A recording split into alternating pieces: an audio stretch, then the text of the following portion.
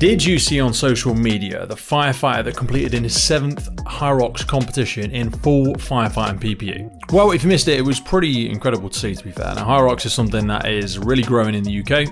Now, if you don't know what HYROX is effectively fitness racing. So it combines both running and functional workout stations where participants run 1 kilometre followed by 1 functional workout station repeated 8 times. Each race is hosted indoors in expansive exhibition halls, creating an immersive and electrifying race, so they say on their website. The race format remains consistent across the globe, and these things just exploding basically. They're cropping up all over the world. You struggle to get tickets for one. I'm doing my first one this year, and Andy Watt has done 7 of them. And on his 7th one, he decided to raise money in aid of Maggie's cancer centres in Macmillan. He took on his 7th HYROX wearing full firefighter PPE, including a BA set on his back. And after weeks of training, he smashed the course in 2 hours and 9 minutes. So how did he do it? What training does it take? And with these things becoming so popular, we thought we'd jump on for a chat with Andy to see if we can get any tips, tricks and insider information on how to go about your next HYROX. It's very much a fitness-based one for all our tactical athletes and functional firefighting athletes out there.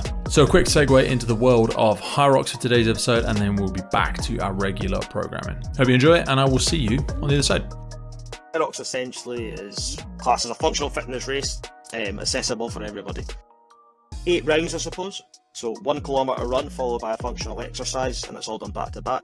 And your functional exercises are a 1 kilometre ski, 50 metre sled push, 50 metre sled pull, 80 metres Buffy broad jumps, a 1 kilometre row, 200 metres farmer's carries, 100 metre walking lunges, and 100 or 75 wall balls at the end.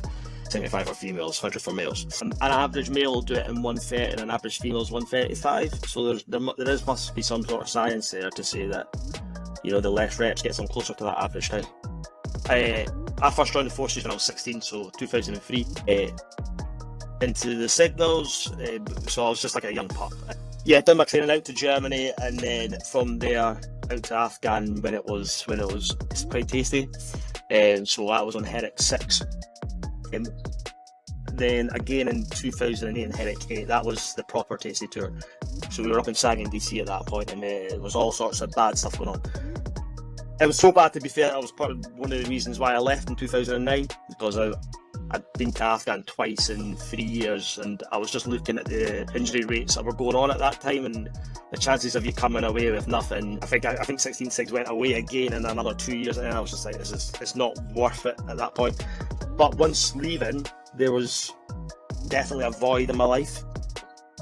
That's when I did my coaching course, became a PT, but it never really kind of fulfilled that career and camaraderie that I was missing. So ended up rejoining, but the RAF as a firefighter, because the firefighter was a role that I was looking at back in 2010 when I went down the PT route.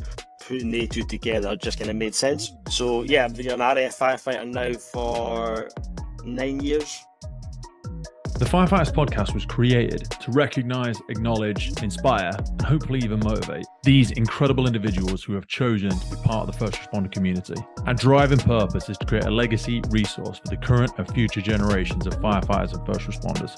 We get some incredible feedback from listeners and guests, and as the podcast grows, our desire to create longevity and sustainability means that we are asking for the support of our listeners. If you want to support the podcast, if you want to get discounts to our merchandise, hoodies, clothing, coins, patches, tallies, and also access to all of the incredible documents get shared with us from our podcast guests and sector leaders, then please head over to our Patreon page, and for just £3 a month, you can support the future of the podcast. Please finally hit that follow, subscribe, or rate button on the platform you're listening, and wherever you're around the world, please support your emergency services responders, and thank you for listening.